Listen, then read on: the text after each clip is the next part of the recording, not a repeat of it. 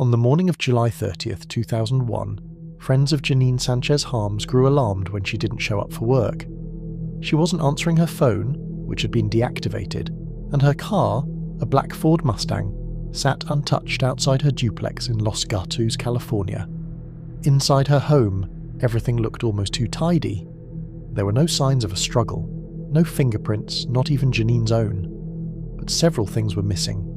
Her cell phone, purse, car keys, 2 couch cushions, a slipcover and a red and blue Persian-style rug. To investigators, it looked like whoever had been there knew exactly what they were doing.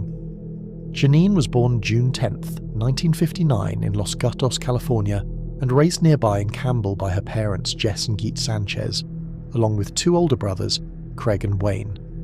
After earning a bachelor's degree in liberal arts from San Jose State University, she worked as a purchasing manager at a tech company called Amdahl Corporation. In the mid-1990s, she married a man named Randy, but the marriage eventually fell apart. By 2000, they had separated, and Janine had moved out. She spent a year living with friends before renting a small duplex in Los Gatos, a fresh start after a painful divorce. Now single and ready to rebuild her social life, Janine often went out with friends, meeting people through bars and casual gatherings. She was outgoing, warm, and open to finding love again. On Friday, July 27th, 2001, Janine told her friends she had a date that evening with a man named William Alex Wilson, the owner of Wilson's Jewel Bakery in Santa Clara. She wasn't particularly excited about it. The two had met a few weeks earlier at a bar when Alex snatched one of her business cards as she tried to hand it to someone else. He had since called her repeatedly, enough that she'd stood him up once before. Feeling guilty, she agreed to reschedule, even though she described him as obnoxious and pushy. That night, she met friends at the Rock Bottom Brewery in Campbell before Alex arrived. She told them she planned to meet him briefly and then end things for good.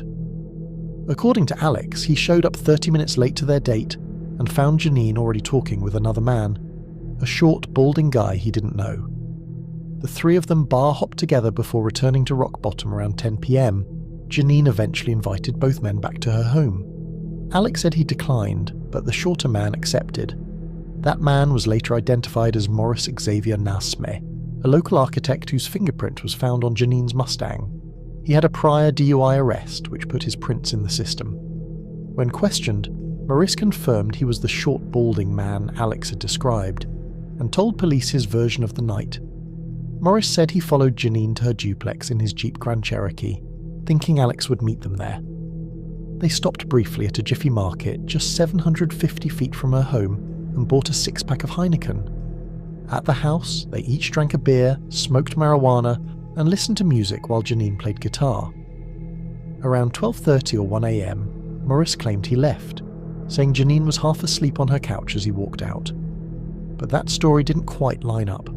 A neighbour reported hearing a loud percussive sound around midnight, right when Morris said he was still there.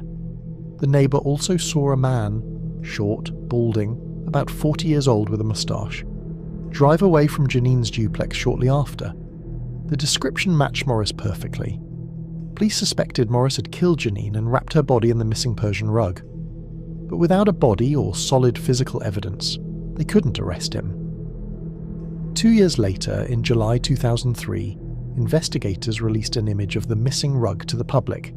That led to a major break.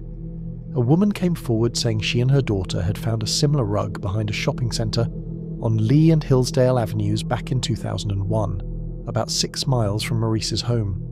When police recovered it, the rug showed the same burn marks on its tassels as Janine's. Tests later found that fibres from Maurice's Jeep matched both the Persian rug and a latch hook rug Janine had been making at home. With fibre evidence linking Morris to Janine's home, police finally arrested him in December 2004, charging him with murder. There is no innocent explanation for those 27 fibers being in the back of Maurice Nasme's Jeep Cherokee. But the case unravelled in court. The state's fibre analyst had failed proficiency tests, forcing prosecutors to retest everything. Delays piled up, and in 2007, a judge dismissed the case because Maurice's right to a speedy trial had been violated. Prosecutors planned to refile charges once new results came back, but that chance would never come. In January 2011, Janine's brother Wayne Sanchez spotted Morris at a Red Robin restaurant in West San Jose. Nearly a decade had passed since his sister vanished. Wayne confronted Morris, left, retrieved a firearm and returned minutes later. He found Morris again at a nearby Pete's Coffee, told Morris's date to move aside and shot him once, killing him instantly. Wayne then turned the gun on himself in the parking lot. 7 months after the shooting, in August 2011, the results of the retested fibers came back.